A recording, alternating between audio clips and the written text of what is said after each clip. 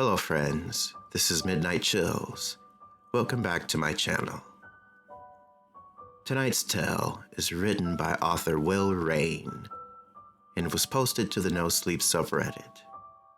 In the story, you will also hear the voices of Idiotic Synergy and Dodge This 82. I would like to thank them both for helping me with this story. So with that being said, turn off the lights, listen to our voices, and just chill.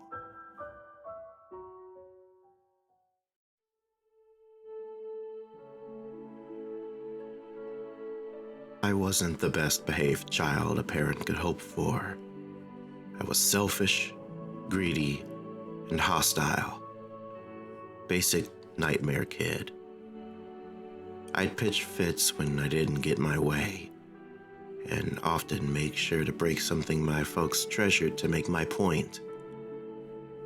I would pound on walls, throw things across the room, and even slap or hit my mother or father when they would feebly attempt to calm me down. My dad had apparently been abused by his father when he was a kid, so he would always try his best to keep us cool when I raged on. I took advantage of that fact and made sure to push every single button I could to practically dare him to hit me. Many times he would just walk away and leave me screaming and raging, but I considered that a win. Oh yes, I was far more than a handful, but my parents still loved me, even if I was a monster in the making. It wasn't until that Christmas Eve of 2001 that I learned I was not the center of the universe. A lesson I most definitely needed to learn. It was during the family gathering on that day before Christmas that I pitched a legendary fit upon learning the supposed truth about the reality of Santa Claus. I was only 10 years old, and were it not for the kind hearts of my folks, I would have spent every single one of those years on the naughty list. That late November threatened to turn even those who still cared for me off the deep end.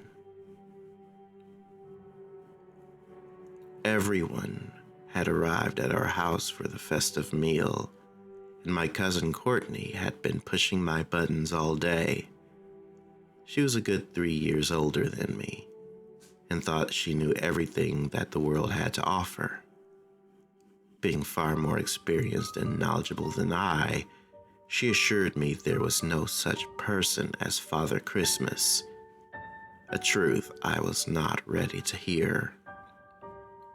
She kept pushing and pushing as the day progressed, and I finally just lost it. We were up on the second floor of my childhood home, where my bedroom was located. Over the course of my raging tantrum, I pushed her out of my safe space with every ounce of strength my little arms could muster. Even after I got her out of my door, I continued thrusting my palms into her back, paying no attention to what lay ahead. She had already started crying before I gave her that final jab that sent her rolling down the stairs. She tumbled against the wall and the railing as her arms flailed and head bounced from one step to the next. The snapping sounds and muffled yelps ended with a thud when she hit the floor below. Every adult had made it out of there before her fall came to a close, and their shocked and appalled eyes cut from her twisted body to my guilty face. I had performed some awful acts during my short lifespan before that day, but my parents had always attempted to cure my terrible ways with kindness. This would mark the end of such times. Before the ambulance arrived, my father snatched me by the ear and dragged me into my bedroom. He screamed at me in a way I did not realize he was capable of. I was crying my eyes out while begging for forgiveness, but he wouldn't let up. He wanted me to cry, and he was right. I deserved this, and worse. As his anger grew more intense with every word, he raised his hand up to strike me. It wasn't until then that his own rage faltered. He just stared at his own hand for a moment before he dropped it exhaustedly back to his side. He glared back at me, and I watched the scowl on his face lighten back to a more blank expression, with tears slowly dripping from his eyes. He shook his head from side to side and turned to leave the room without so much as looking back at me before he slammed the door shut. I would not see him again for the remainder of the day. The house fell silent after the paramedics left with Courtney strapped to a gurney. I watched out my window to see everyone, including my parents, leave the house to follow the ambulance to the hospital. I was never left alone at home, but clearly nobody could stand to be around me at that moment. Truth be told, I didn't much care to be around myself at the time. The hours dragged by while I sat alone in my bedroom, surrounded by all of the toys and video games my behavior had never earned me. Regardless of my short life having included an almost endless supply of tantrums and violent mood swings when I didn't get my way, I never really felt bad about the misery I wrought. I generally only cared that I got what I wanted by the time I was done. This time, however, I didn't feel any level of joy from this. I tried to defend myself in the back of my mind, reasoning that it was completely the fault of my older cousin for pushing my buttons, but I knew she didn't deserve this. Perhaps if she hadn't gotten in my face, I wouldn't have snapped like that, but her actions didn't warrant what I did.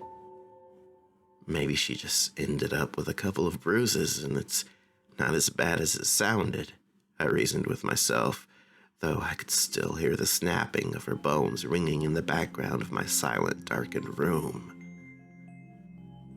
No matter how hard I worked to evade the guilt that was in pursuit, I could not escape it. I can't say I had ever felt like this before. Even when I broke the big screen television my father took such pride in, I didn't feel bad. Regardless of my inadvertently setting fire to the curtains in the living room, which very possibly could have burnt the entire house down if my mother's reflexes hadn't been so quick, my conscience still felt clear. There is no getting away from this one. No matter how much inner arguing I performed. Courtney could be dead for all I knew, and her blood would be on my hands. For hours, I just sat there in silence, perched on the floor of my room. Even after the sun retreated for the night, I did not move from that same spot. I could have gotten to my feet at least to turn the light on, but I wanted to be in the dark. Any light could run the risk of seeing my reflection in the window or something. I couldn't look into my own eyes right now. While my brooding continued and the world outside felt still, I became aware of a slight rumbling. It felt as though the whole house had begun to tremble slightly. The sensation was growing more and more intense by the second, finally inspiring me to break myself free from the carpeted floor for the first time in hours. I ran to my window to look outside after light appeared to beam through, almost as if the sun had shot back up from its dormant state. I could barely believe what I saw while I pressed my nose to the glass. My childhood home was on a very average suburban street. Most of the houses sported similar designs, with not much variation in color palettes. A 2-lane road with houses on either side of it, just like millions of other neighborhoods across the country. Said road had now been replaced by a train track, with a long and somewhat ancient-looking steam train parked upon it. The smoke billowed from the wide chimney on the front, lining the street in an almost unnatural fog. As I stared in at this unusual sight, I saw a man in a conductor uniform exiting the train. As soon as he set foot on the snowy ground, he glanced up to meet my gaze. I quickly ducked down beneath the window, but I could still feel the eyes on me. I lifted my head up to look down at the man once more, to find he was still glaring at me. He had a kind face with a wide smile and bright eyes. He raised his hand and gestured for me to come to him. Though I was more than a little freaked out, something inside me was almost begging to march out into the cold to see this up close and personal. I grabbed my thickest winter coat, scarf, and boots and ran down the stairs without looking back. I threw the front door to my home wide open and I just stood there staring out. I pulled the knit cap from my coat pocket and pulled it snugly onto my head, while the conductor still smiled on, waving his arm to beckon me forward. I stepped out into the thick snow of the ground, while swinging the door shut behind me. The wide-eyed and grinning expression of the man did not falter while I took steps, crushing the snow beneath my boot. "Are you ready, lad?" The man asked in a deep voice, in a very proper-sounding English accent. Ready for what? I asked, craning my neck to look into the man's eyes. He was much taller up close than I had expected when I watched him from my second-floor window. He appeared to be straining a little while bending his head down to look back at me. "To go to the North Pole, of course," he replied. You're not serious. I scoffed. "Do you doubt your own eyes, child?" He asked, holding his arms out as if to present the train to me like I hadn't noticed. The man's expression had not wavered, even a little. His bright green eyes were so wide that they almost appeared to not be cupped on top and bottom with any eyelids. Just perfectly round circles with small pupils in the center. His perfectly aligned and sparkling white teeth looked almost false and slightly cartoony. Though the face as a whole seemed unthreatening, I became more and more uncomfortable the longer I stared up at it. No, I replied, shaking my head softly. I don't think I should. He just glared down at me with those cue balls for eyes and chiclet teeth, neither blinking nor moving in the slightest. I felt my back tense up, and I was unsure if it was due to the frigid cold or the gaze of the stranger in the dark red train conductor's uniform. I started to back away from the man, whose brow began to sink a little, forming a crease above the large and somewhat darkening eyes. They had been a light green before, but as I stepped away from him, they appeared to have grown a much deeper shade, bordering on black. I think I'm gonna go back inside now, I said as I continued to back away.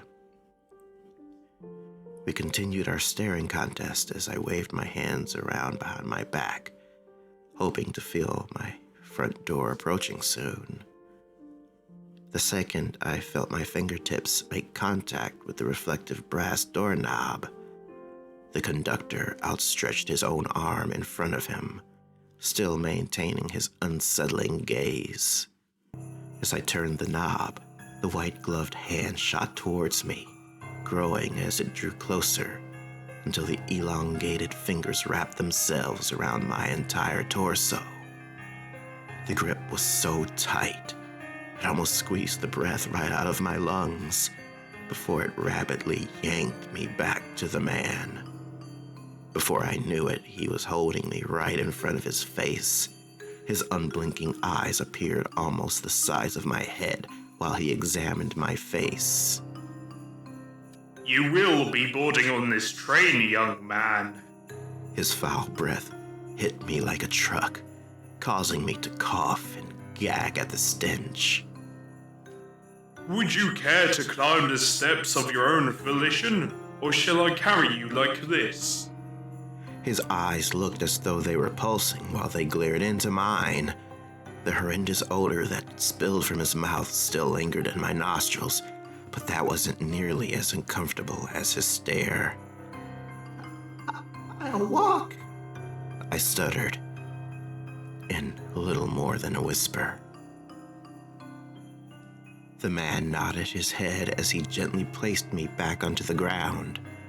My shaky legs threatened to drop me to the concrete, and I briefly considered attempting to flee again. Somehow I knew there'd be little point in that. I would be boarding this train whether I liked it or not. The choice was no longer in my hands, if it had ever been in the first place.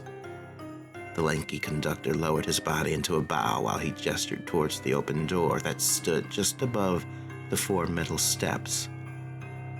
My whole body trembled while I approached, and then climbed up into the cab. There was an aged and musty smell that spilled from inside as I crossed through the precipice with a tall, slender man pulling himself up behind me.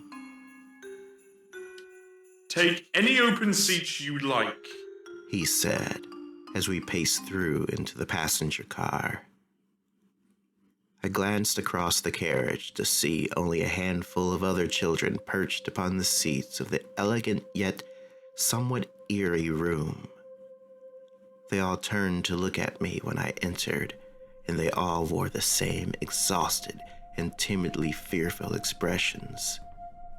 There was a short-haired blonde kid with large, circular-lensed glasses, wearing striped pajamas and a dark green robe.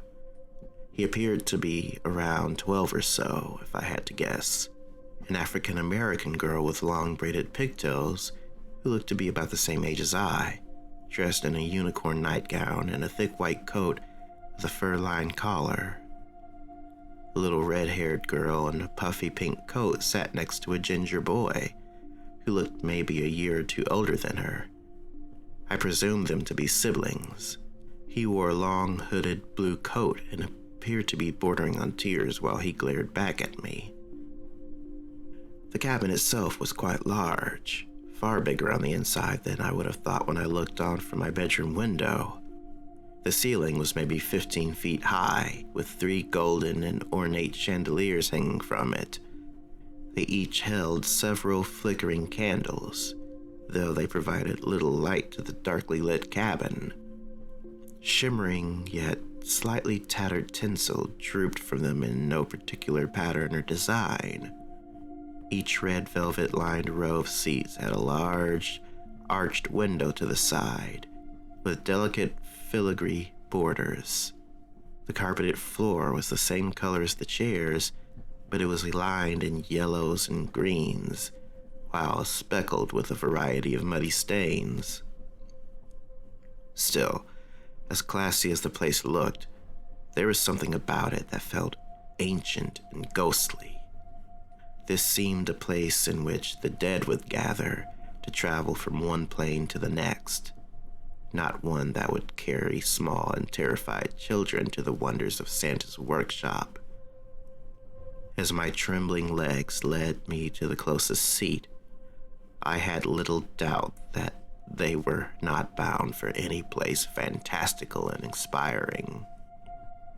Given the fact I had very possibly killed my older cousin, this journey was not to reward me. The sour expressions etched onto the faces of my traveling companions led me to believe we were all on the same page. We would be facing punishment for our ill deeds this night. Something I could not deny that I deserved.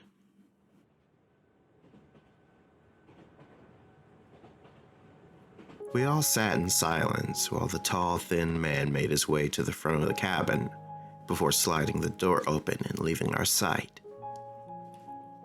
Occasionally, one kid would glance at another before cutting their eyes back to the world that was now swiftly moving beside us. The train made a little noise as it traversed the tracks that seemed invisible to the occasional bystander or driver behind the wheel of one car or another. It felt like we would just pass right through any obstacle that may drift in front of the speeding rail car, as though we existed now in a separate plane of existence. I briefly considered the notion that I had died and was now being transported to whatever realm awaited me in the afterlife, but it was more of a fleeting thought mixed with a grain of denial. As I stared out the window to see the row of houses giving way to a snowy, empty expanse, I became aware of the sweat that had begun to drip from my brow.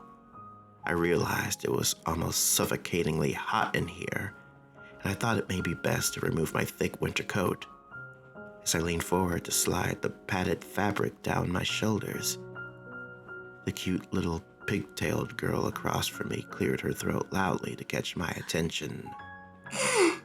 She shook her head violently, whispering, Why not? I asked. It's so hot in here.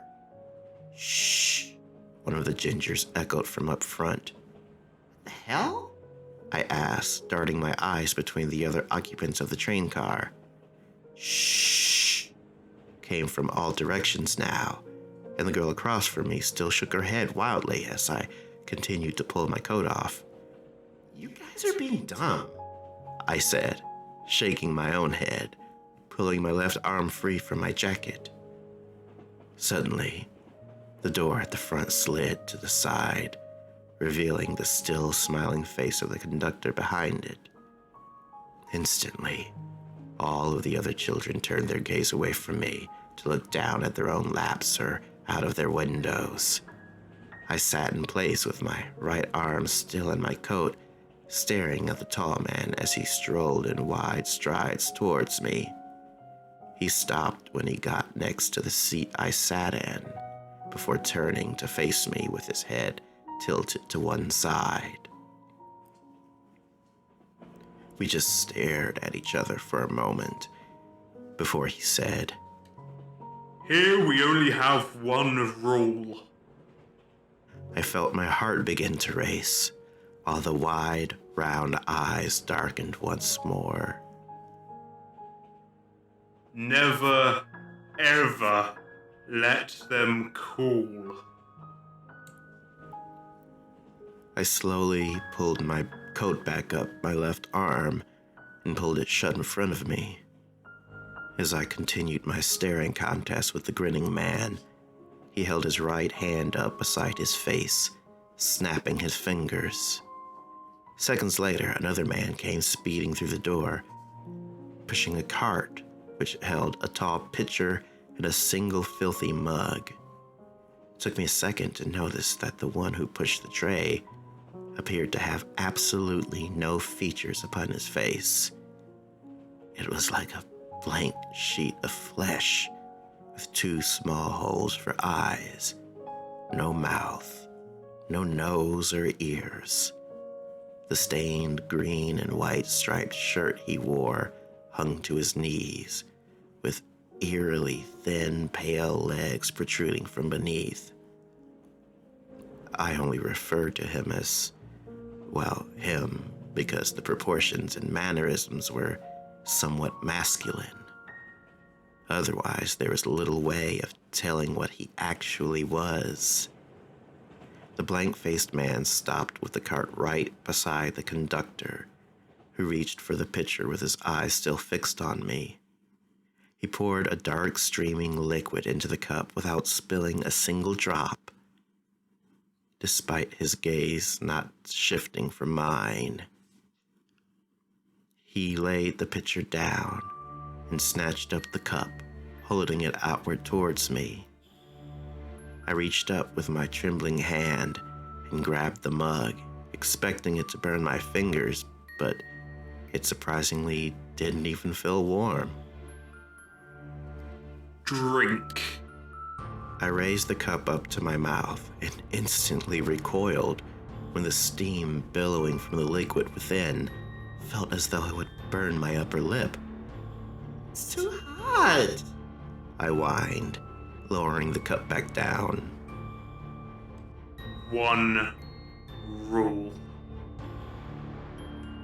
But I tensed up from head to toe while tears began to stream down my face.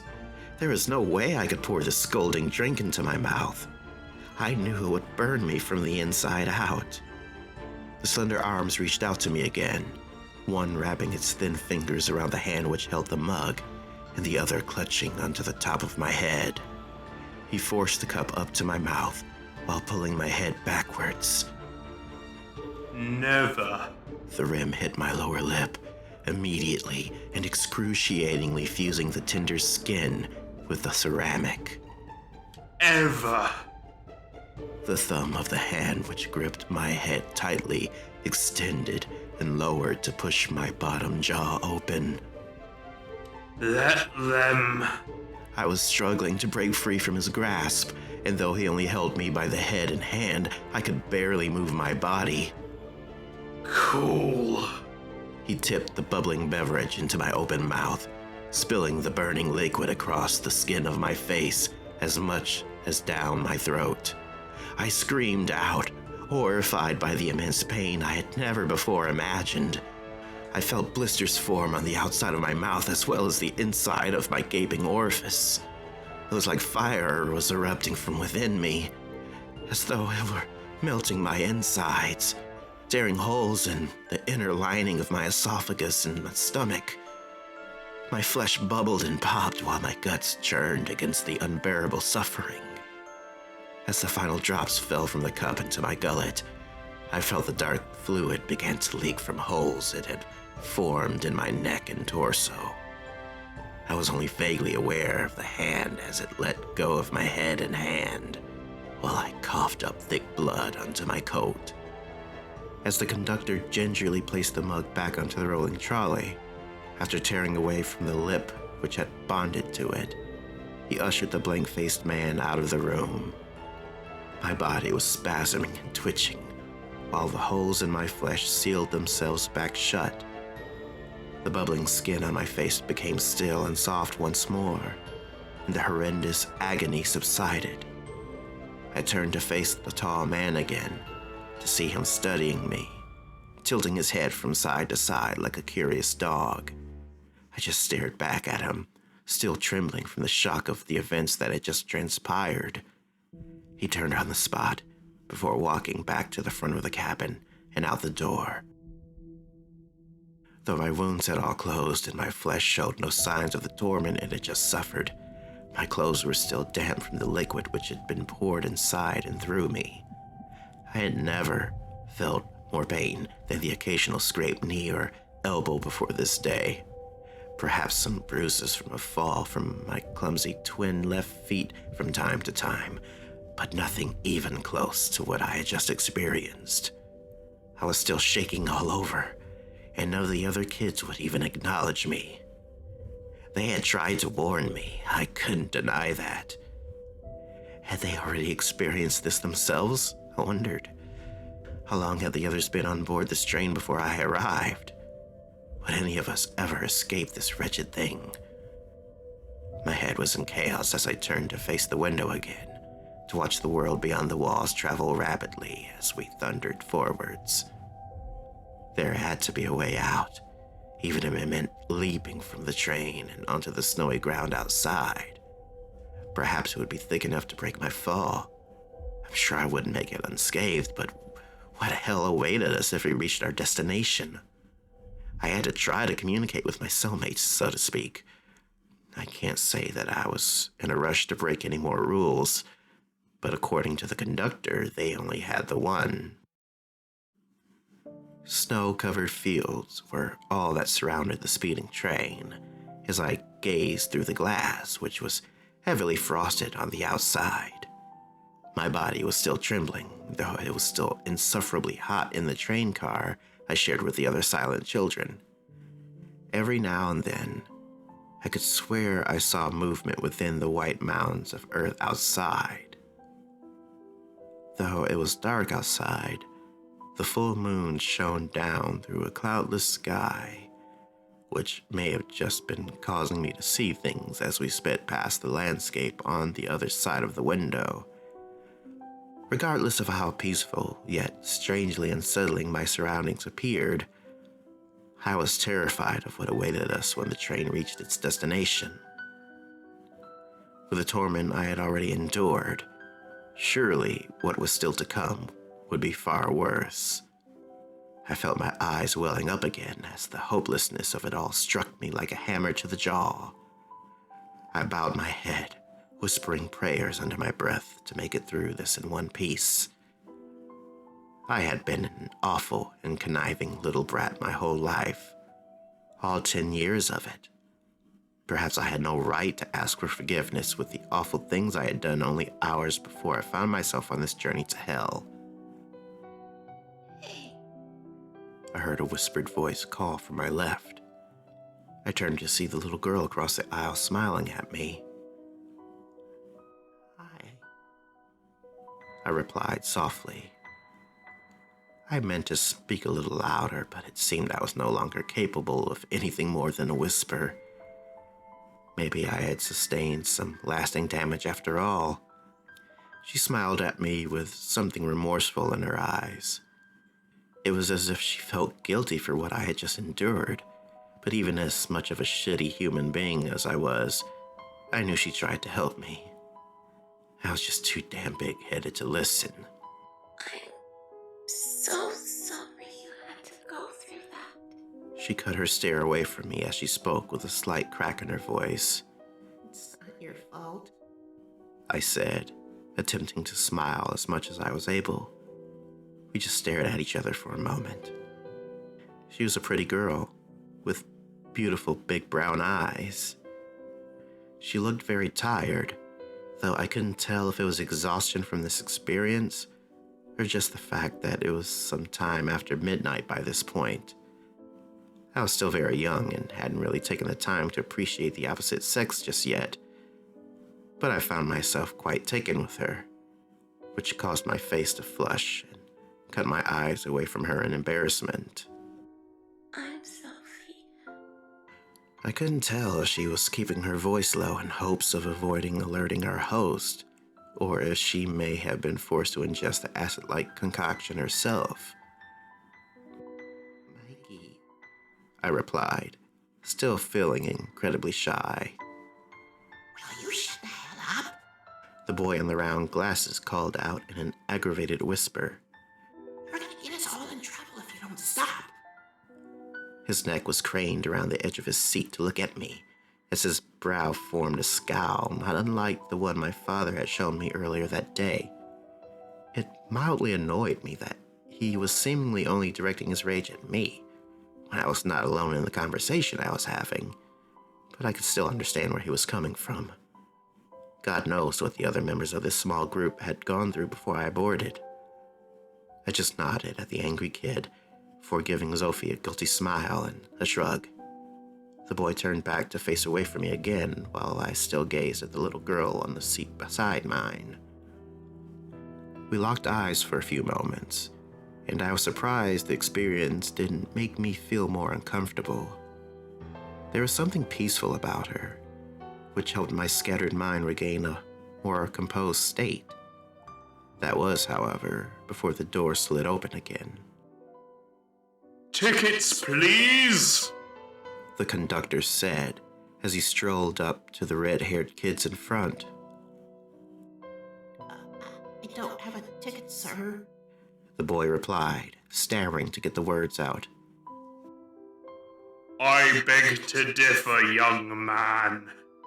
The tall man said as he snatched the right hand of the child up. The boy yelped when the man whipped a large ticket puncher out of his pocket. In one quick motion, he slid the kid's hand into the device and punched a hole right through the center of his palm. He cried out in pain as blood spurted from the wound onto his shirt, and his tears spilled down his face. The little girl beside him tried to struggle against the thin man in the dark red suit when he wrapped his long fingers around her wrist, but he was far stronger than she was. As much as she fought to pull her hand away from him, he still managed to poke a fresh hole into her flesh, just as he had her brother. I tensed up and began hyperventilating as I watched the blood trickle onto the carpet, while the conductor made his way to the kid with the round glasses, leaving the two still sobbing behind him.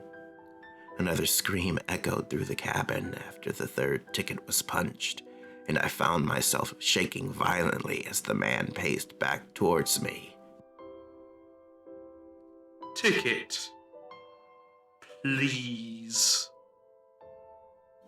Still reeling from the burning liquid being forced down my gullet, I knew it would be a terrible idea to refuse the man's demands. So I offered my trembling hand while biting down and preparing for what was to come. If nothing else, it was quick. Truth be told, the pain wasn't nearly as bad as I expected. I still screamed out, but it wasn't from the pain as much as the sound of the metal prong chewing through my flesh. I can't say I had ever seen that much blood pour out of me before, though. Sure, the holes which had only recently formed in my throat and gut mixed scarlet streams with the brown liquid as it oozed out from within me. But this was just thick, dark crimson that leaked from me now. It didn't stop flowing as quickly as my previous injuries either. The conductor still glared at me while I cupped my gushing right hand in my left. He almost appeared disappointed that I wasn't making as much as a fuss as the other kids, who still whined and sobbed. I turned my gaze to meet the little girl across the aisle, trying to mentally signify to her that it wasn't all that bad. Strangely, she showed no signs of fear or apprehension. She just smiled back at me with something in her eyes I couldn't quite decipher. What are you looking at, child? The grinning man asked before I cut my eyes back to meet his. Huh? I replied, quite confused by the question, as I found it quite obvious who I was looking at. What are you looking at? There was an impatience to his voice, regardless of the fact that he spoke almost mockingly slow. What? Before I could finish my single-word reply, he swatted the back of his hand to the side of my face. This hurt considerably more than the hole in my hand, though I could not tell if my spinning head was due to the impact or the blood loss, as my palms still oozed onto my pants. Girl! I replied, with tears streaming down my swelling face. For the first time, I watched the wide smile falter. The conductor's expression appeared to melt into an almost human form before he slowly turned to face the girl sitting across from me. He stood staring at her for what felt like minutes, before he quickly turned on the spot and sped back through the door at the front of the cabin. When the door slammed shut, I looked back over at the cute little girl, who quickly cut her eyes away from me. What just happened? I asked, truly mind-boggled over the fact that the man appeared to not even know she was there. That's, complicated. She replied with a shrug. How come? Nothing had made any sense since this whole nightmare began, but this was something I could not even begin to wrap my head around. Well, She said, still refusing to allow our eyes to meet. the thing is, She was cut off by the door sliding open, with the conductor practically sprinting through it towards us. I pressed my back against the window, bracing myself for whatever was about to happen, while the little girl jumped out of her seat and into the aisle. She just glared at the man with her hands balled into fists as he charged at her. His movements were fast, so much faster than my eyes could even register. In an instant, he tackled the girl, rolled onto the floor, and back up onto his feet with his arms wrapped around her. She was struggling against him, but he held her far too tightly as he headed out the door behind where I sat, slamming it close behind him.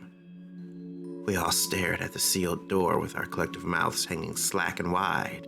The kids at the front of the car were murmuring back and forth, clearly attempting to puzzle together what had just transpired. Before I was even aware of what I was doing, I took off towards the back door. As I pulled it open and headed through, I heard the other kids yelling at me to come back, but I felt suddenly filled with more purpose than I ever knew myself capable. I charged through the door of the next train of the car, then the following one, still finding no trace of the two who had passed through. All the cars that were behind the one I had fled from showed no evidence that they ever had been occupied.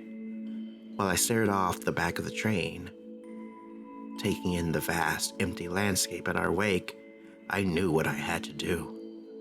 Clearly, they had not fled backwards, leaving only one logical direction. As he had not carried her back through the doorway he entered, I had to deduce that they had gone up the roof of the train. I sprinted back through the cars until I reached the doorway to the one I had left. Though my hands still violently trembled, I reached for the ladder which led to the roof with my still bleeding hand. I had no idea what I would do if I caught up to the conductor, but I had to at least attempt to save the little girl from whatever he had planned for her. I had never put anyone's needs before my own my entire life. Perhaps it was the guilt I still felt over what I had done to my cousin that drove me to attempt a likely ill-fated rescue. I knew I would likely not survive this, but there was something about that girl. I had to save her, no matter the cost. The strong wind was freezing when I reached the snow-covered roof, which honestly felt quite remarkable at first, given the sifting heat inside. Still, it didn't take long for the cold to feel as though it was biting right through me. The chill aggravated my still leaking hand, though the blood flow had slowed considerably. As I paced on, I found it difficult to even hold myself upright, let alone push my body onward.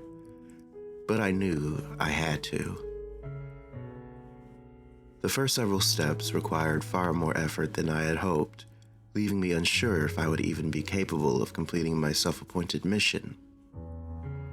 Perhaps it was the guilt I still felt over what I had done to my cousin that had inspired me to continue to force one foot in front of the other, but I dreaded to think what the cute little pig-tailed girl was enduring while I trudged through the thick snow. Once I got into a rhythm, I managed to quicken my pace, but only slightly. Pushing against the strong and icy wind, combined with the high strides I was having to take to break each step free from the snow, made swift progress out of the question. But it was progress nonetheless. I could barely see 4 feet in front of me, let alone whatever distance I would have to traverse before reaching a battle I was sure to lose, but I wouldn't let that stop me. I plundered on with purpose, and with every single successful step, I was more and more driven by that.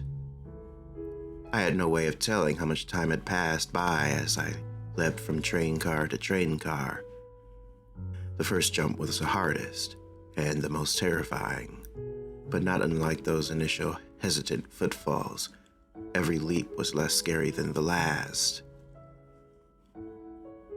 By the time I saw a faint light ahead of me, I had successfully cleared 6 boxcars. As I drew closer to the light, I could see it flickered like fire, though it appeared to float several feet above the roof. You should not be up here, little boy. A voice even deeper than that of the conductor spoke. I felt my bladder attempt to give way as the shimmering light moved closer to me, revealing what appeared to be an incredibly tall person with an ancient-looking fire lantern for a head. It wore a long brown, snow-speckled coat which came down to feet that were buried in the snow.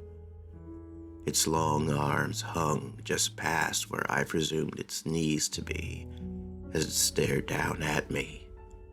Well, as much as a lamp can stare, I suppose.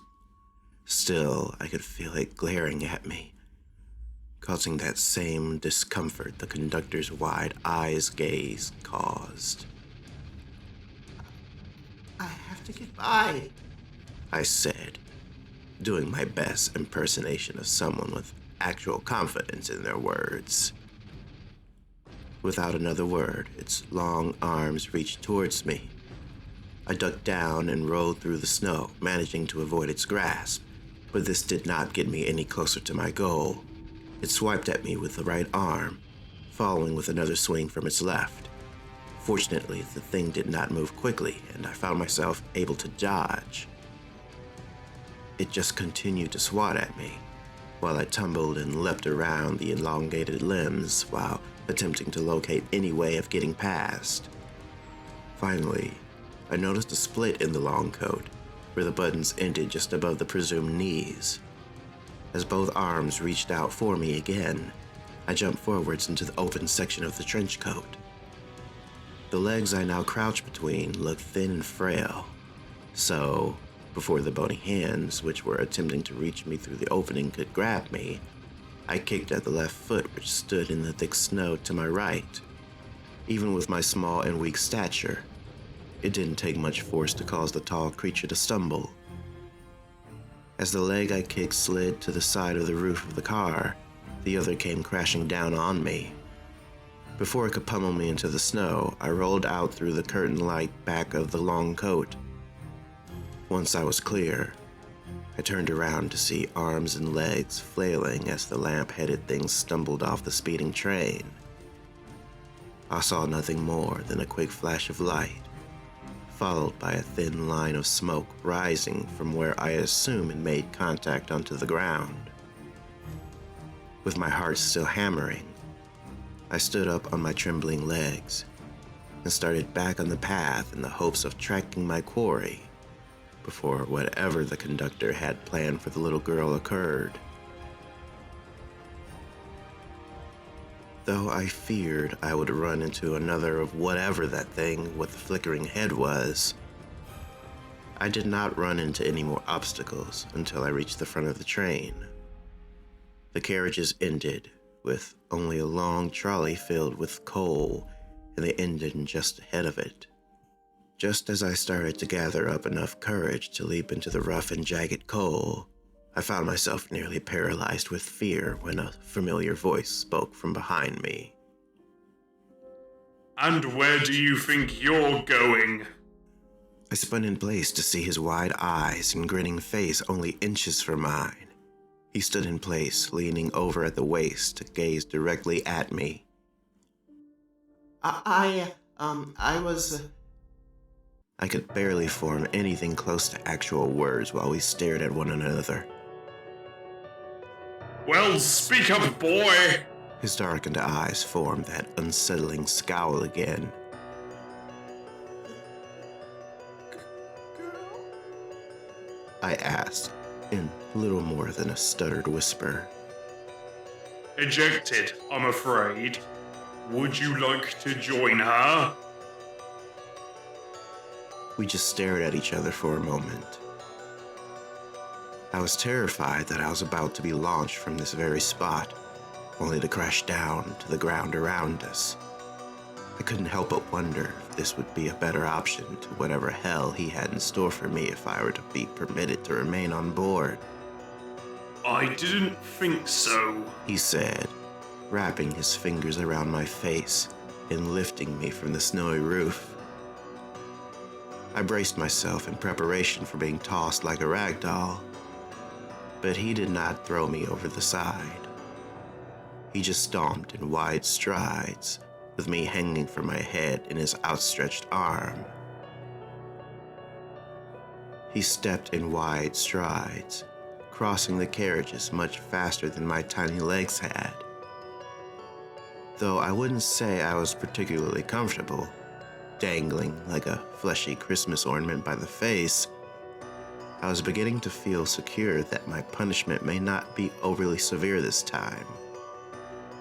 Naturally, I got far too ahead of myself. He said, stopping in place. He glanced back into my eyes, one of which was covered by his large palm. It's quite cool out here, isn't it? With those words, my heart began to race again. One rule. The words echoed from the back of my mind. I hadn't broken the law of the train by climbing out of my seat. Not when I crossed through the other cars, nor when I tipped my attacker off the side. Stepping out into the cold night air in the first place, however, that's where I crossed the line. The smile on the conductor's face practically extended to his ears as the malice formed on his brow once more. He tilted his head to the side, studying what he could see of my face through his fingers. He reached his other hand up and snapped his fingers again, causing the hand which held me to burst into flames. The pain was immediate and unbearable. I screamed out as my skin bubbled, popped, and dripped onto my shoulder, where fluids leaked down the conductor's arm. I could feel my flesh peeling away in thin sheets, while my eyeballs popped and oozed from their sockets. As the tall man paced on, I lost all track of the passage of time, existing only in the insufferable agony of my melting head. Somewhere along the line, I must have blacked out. It wasn't until my body was tossed onto the hard floor of the cabin behind the one which still held the other terrified children that I became aware once more. As soon as my regrown eyes opened, I grabbed at my face to find that everything felt intact again, though I remembered every single excruciating second before I passed out. Should I strap you down, or will you behave? He asked, glaring down at me with his hands behind his back. I just nodded, unable to make my voice work, hoping that he would understand which part of his question I was agreeing to. I grabbed onto the armrest of the chair closest to me and heaved myself up from the floor. I planted down into the seat, to which the conductor returned a nod. He then spun in place, stepped through the door, before gently sliding it shut. As soon as he was out of sight, I fell into wailing sobs, before curling up into the fetal position on the chair. Hours seemed to trickle by as I lay across the seats, trying my hardest to fall asleep to escape this nightmare. Every time I closed my eyes, it was as though I saw myself from the outside, watching my face melt away. I also couldn't evade the guilt I was feeling from being unable to save the little girl who was apparently thrown from the train. I couldn't figure out why the conductor got so angry at her, nor why he appeared unaware of her even being there in the first place. Of course, nothing made any sense since I boarded this hell on wheels. After giving up on my attempts to sleep, I sat back upright in my seat to look out the window at the world beyond the glass. I no longer saw the same snowy landscape, but an unnerving lack of anything. It wasn't like the night sky had grown so dark, hiding the world behind its blankets. It was just nothingness. Though the train still felt as though it were speeding along on the metal tracks, I saw no evidence of any road through the seemingly endless void. It was almost hypnotizing to look upon, though my mind could not make any rational sense of it. The longer I gazed through the glass, the more the emptiness mesmerized me. Did he hurt you? The voice practically caused me to leap from my skin as I sat, zoned out in front of the window. I slowly turned my body around to see Zophie, once more perched on the seat across from me. "Is it really you?" I asked, pressing my back against the glass, fearing this was some sort of trick being played on me. Thank you She cut her eyes down to the floor. for trying to rescue me. "He said he ejected you." I still wasn't ready to believe this wasn't some sort of cruel trick. He tried. I thought I was done for, but I managed to grab onto the railing before I hit the ground. She still wouldn't meet my eyes, which only made me less willing to believe what she was saying. I just continued to stare at her. I couldn't even begin to fathom the odds of her claims being possible, even though I was just a child. Santa Claus? Yes, of course he was real, regardless of what my cousin thought. Scooby-Doo? Obviously based on true events. I'm sure he couldn't really talk, but they have to exaggerate things for TV. A young girl being tossed from a speeding train in the middle of an icy cold expanse, luckily wrapping her fingers around a metal railing, saving herself from certain doom? Unlikely at best. I swear I'm telling the truth. She pleaded, finally locking eyes with me, while sliding off her seat to cross the aisle towards me. I still pushed my body against the glass, terrified of the possibilities of what actually stood before me, dressed up as a little girl. That was until she sat beside me and placed her warm hand on the side of my face. There's something about her touch that caused my heart to regulate for the first time since stepping into this godforsaken train. I hadn't even realized I was trembling this whole time, until my skin stopped shivering. My back relaxed and my body almost drooped exhaustively from the weight of all the pain and anguish I had suffered, fading away into the background. Before I knew it, I wrapped my arms around her and pulled her close to me. I laid my head on her shoulder and cried harder than I had in years, even more than after the conductor left me alone in this carriage. I wailed from the lingering guilt of the actions that led me here, along with so many others that had only now become clear. Yes, I was just a small child. It's easy to claim that I didn't know any better, but I did.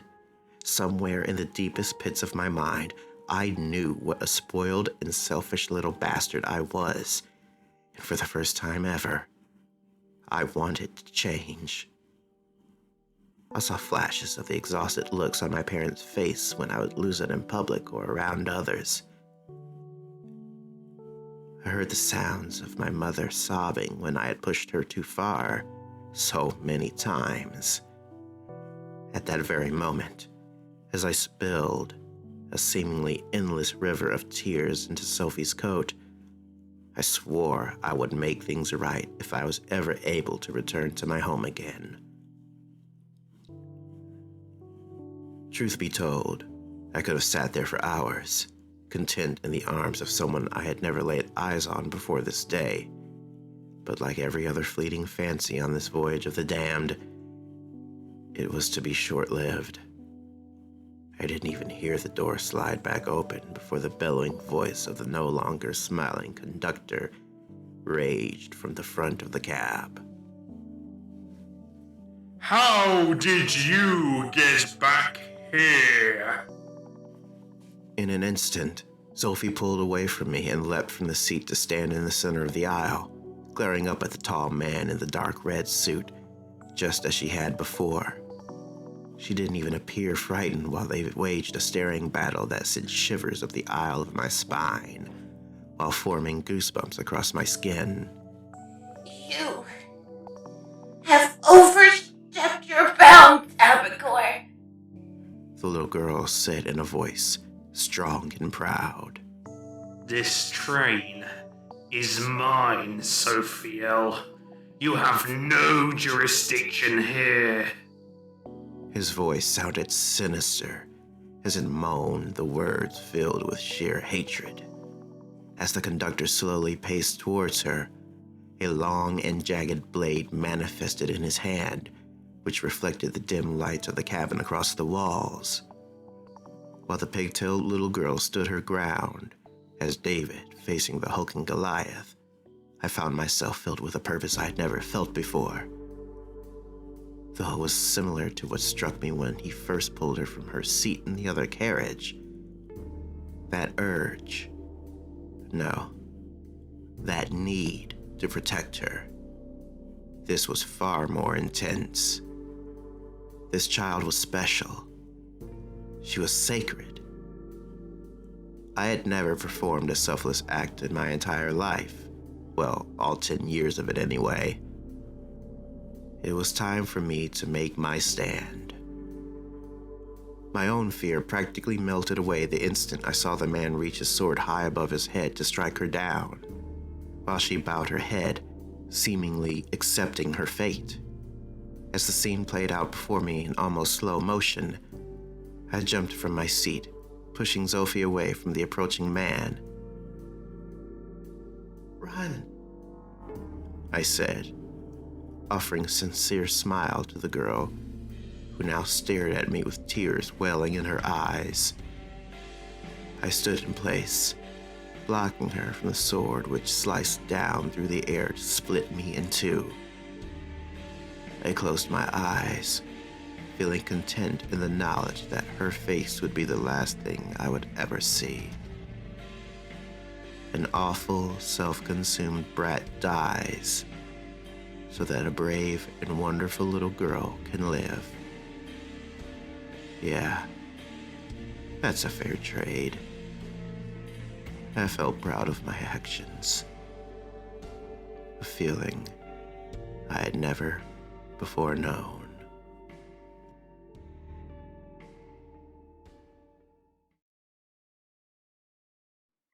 If you could make one wish, what would it be? I couldn't make out where the voice was coming from. I couldn't figure out where I was for that matter. I had no body. Not one I could see or feel anyway. I could see, but everything was shielded by an intense bright light. I think it was my street, though it was hard to tell. Was it my street? Who exactly am I? It was as though everything was hidden in plain sight, behind a translucent curtain of sorts. So, what would you wish for? Anything at all? I asked through non-existent lips. Within reason, of course. I knew that voice. I had heard it only recently. She was familiar to me, but how? Where was I before I was here? It has to be something personal. Something unique to you and your life. What do you mean? I was growing a vague awareness of who I was. But what was it that I desired? Some ask for riches. Others for fame. That could be nice, I replied. Is that what I really wanted, though? There are those who wish for beauty. You could grow to be the most handsome of men. Attractive people do tend to have more doors open to them than others. Perhaps I could have it all. Money, fame, looks. No, that's not what I ached for. I had a wish not too long ago. You could have a life many would envy. I could, couldn't I? No, that's not what I wanted. Not like this, anyway. Can I go back? The question presented itself before I even understood what I was asking for. Back? I did something, didn't I? I did something bad. What was it? I want to change something that happened yesterday. Was it yesterday? It wasn't long ago, was it? When is now, for that matter? Is that what you would wish for? You could have it all, you know. No. I made a mistake. I want to take it back. Can I wish for that? Please let me change this one thing. Let me set things right. I think I remember now. It was bad. I was bad. One more chance. It's all I want. Perhaps you can.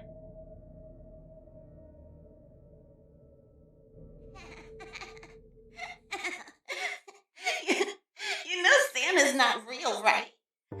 You're 10 years old now. You're way too old for that baby shit. She was poking me in the chest, giggling after every sentence. I hate it when she acted like this. So what if I still wanted to believe? What's it to her anyway? The more she pushed and prodded, the more I could feel my face flush. If she was going to act this way, she shouldn't even be in my bedroom. Stop it! I screamed, pushing her back with every ounce of my strength after she jabbed me in the chest again. Her eyes widened, and her lower lip quivered as she looked into my infuriated red face. Just as I readied myself to push her again, something struck me. Deja vu? No, I remember this.